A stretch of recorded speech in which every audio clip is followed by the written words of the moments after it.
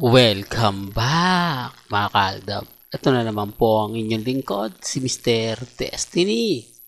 At pag-uusapan nga po natin ito mga kumakalat ngayon sa social media mga kaaldab. Siyempre unahin po natin itong Eat Bulaga. Marami nagsasabi na sususpindi, tatanggalin. May mga bali-balitang nagkaroon daw po pala ng hidwaan na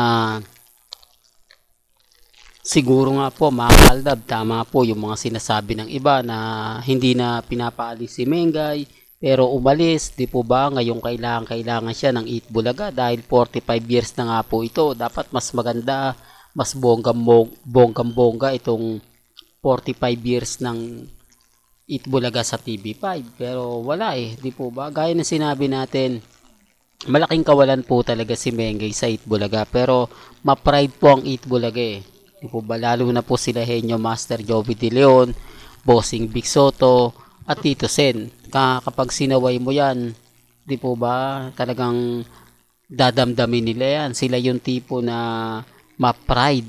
Di po ba? Na kapag sa tingin nila na may ginawa kang hindi maganda, agad-agad itsyapera ka. Di po ba? Agad-agad sasabihan ka lang ganito ganyan. Di po ba? Kaya nga po ilag nga po yung mga ibang artista kapag nag-guest po sila sa Eat Bulaga. Totoo yan mga kaaldab. Siguro sa tagal po natin nanonood ng Eat Bulaga, alam na po natin yung mga bagay-bagay na kumbaga ayaw ng TBJ, di po ba? Yung sumasalungat nga po sa kagustuhan nila, di po ba? Kaya nga sabi ko sa inyo dito, siguro talagang ayaw payagan si Mengay pero nagpursige si Mengay na di po ba kasi kung sa tingin nyo mga kaaldab, kung si Mengay lang po sinasabing ganito yung gagawin niya at kung kaya niya naman po gagawin niya yan, di po ba? Lalo na po pag part ng palabas, di po ba? Kaya nga sabi ko sa inyo, may mga bagay-bagay na medyo sensitibo yung bagay na yan. Hindi ko alam kung bakit pumutok yan o bakit pinag-usapan yan. Di po ba kasi ang update lang naman po natin lagi pagbabakasyon ni Mengay sa Canada na napunta nga po sa Athens, Greece. Di po ba na bakit nga po ba doon naisipan ng mga ni Mengay magbakasyon kuno mga kaaldab, di po ba bakit doon naisip ng mga army at main fanatics na dahil nga po ba nakita nila yung post ni Mengay waving back 2023 sa Italy at eksaktong-eksakto po na July 29, 2023 pinost ni Mengay yung Italy. Naglabasa naman po ang post na kung saan nasa Greece nga po si Mengay. Well, natatawa nga po ako mga kaaldab no? Sabi ko nga po sa inyo kung tatanggalin po si Mengay hihina at babagsak ang Eat Bulaga. Real talk to mga kaaldab. Hindi naman totally down. Kumbaga malaking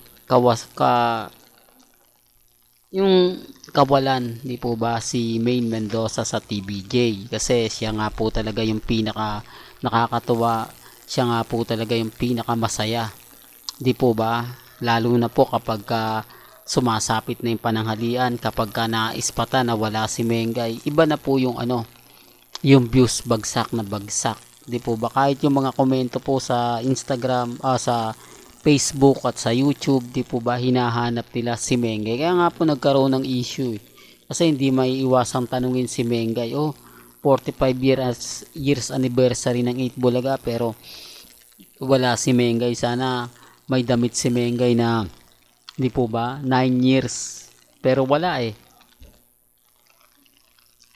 yun yung pinaka popular doon, di po ba? Yun ang pinaka napakaganda sana noon.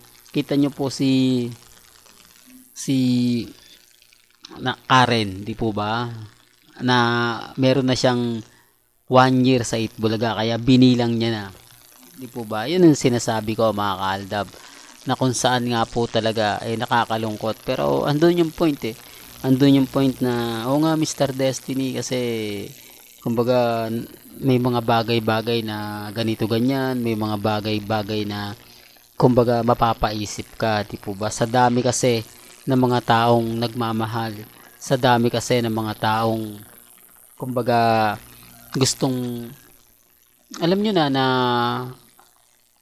naandun si Mengay, talagang babahain nga po ng mga katanungan. Kaya sabi ko nga po sa inyo, malaking kawalan. Pero Itbulaga yan Sila pa rin po masusunod kung sisibakin nila si Mengay sa Itbulaga. Dahil nga po sa hindi sinunod yung gusto nila, po pwede pong mangyari. Di po ba? Kaya nga sabi ko sa inyo, may kanya-kanya po tayong opinyon at pananaw. Kasi sa bagay na yan, hindi naman po tayo nagpakalat ng mga ganyan, ha? Baka sabihin nyo, si Mr. Destiny ang unang nagpaputok niyan, ha? Baka ibintang nyo na naman po sa Aldab Nation yan.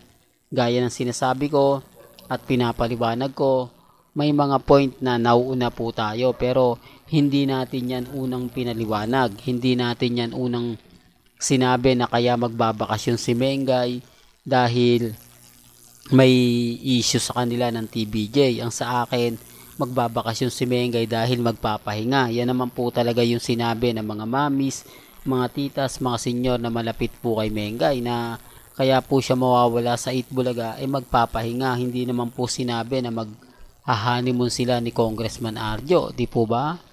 Real to kaya mga kalab. Kaya nga po, inis sila sa akin. Galit sila kapag sinasabi ko yon. Bakit hindi ko daw sabihin? Siyempre magbabakasyon dahil 1 year anniversary. Hindi nga po nag-post Di po ba? Real to kaya mga kalab. Pero hindi po ako namimilit. May kanya-kanya po tayong pananaw at opinion. At pag-usapan naman po natin itong nakakagulat. Di po ba na mga post ni Joros? Pansin nyo? Di po ba? Ilang post nga po ba niya na kapansin-pansin nyo na malayo po yung pagitan ni na Alden Richards at ni Catherine. Po ba? Dito pa lang, sabi ko nga po sa inyo, umpisa pa lang po. Di po ba? Umpisa pa lang po, parang si Alden at si Catherine talagang, kumbaga, meron na talagang usapan na ganito ganyan na hindi tayo pwedeng di po ba, na close sa lang tayo, sa camera lang tayo magpapakilig. Pero kapag off cam, di po ba, yung tipong parang may nagbabawal sa kanila, yung tipong may nanonood sa kanila. Di po ba? Dati-rate, eto real talk to kung babalikan nyo po yung Hello Love Goodbye first day ng shooting o second hanggang third shooting ng nila sa Hong Kong, makikita mo si Joros nasa gitna lagi yan. Po ba talagang pinapakulitan niya yung dalawa? Di po ba? Pero alam naman natin na kumbaga si Daniel Padilla pa yung karelasyon niya. Pero makikita nyo yung mga post na talagang masarap. Talagang parang normal lang na trabaho. Na parang wala lang, di po ba? Dito kasi parang may mapapansin ka na kakaiba no? Hindi, base lang naman po ito sa mga nakakalap nating impormasyon. Di po ba? Nagaling po mismo sa mga taong nasa Canada. Kaya dun sa mga taong nagre-react na sinasabihan nga po na naku, wag niyong pupuntahan channel ni Mr. Destiny. Paasa lang yan. Lahat ng sinasabi niyan, hindi totoo. Okay lang po. Di po ba? Ang importante lang naman po maging updated kayo, diba? Kung ano yung mga latest, kung ano yung mga kaganapan, yun lang naman po yung gusto kong laging sinasabi, di po ba? Sa mga ayaw pong maniwala, sa mga laging galit sa channel ko, sinasabing fake news ako, wala naman pong pilitan May kanya-kanya po tayong opinion at pananaw. Depende na lang po sa inyo kung sino po yung paniniwalaan po ninyo. Well, hanggang dito na lang po ang ating latest updates. Kaya kung gusto nyo pa po ng pinaka-latest at sariwang update, abay tumutok lang po kayo dito po sa channel ni Mr. Destiny para updated po kayo sa mga latest at sa mga bagong video po na ilalabas po natin maya-maya lang. Kaya kung bago ka lang sa channel na to at isa kang true-blooded Aldab Nation na nagmamahal kina Mengay at Tisoy, tama po ang channel na pinuntahan mo, kaya consider na po kitang bagong subscriber. At huwag mong kalimutang i-share ang mga video po natin sa mga mami, sa mga titas, at sa mga senyor. Hanggang sa muli, salamat po sa panonood at pakikinig.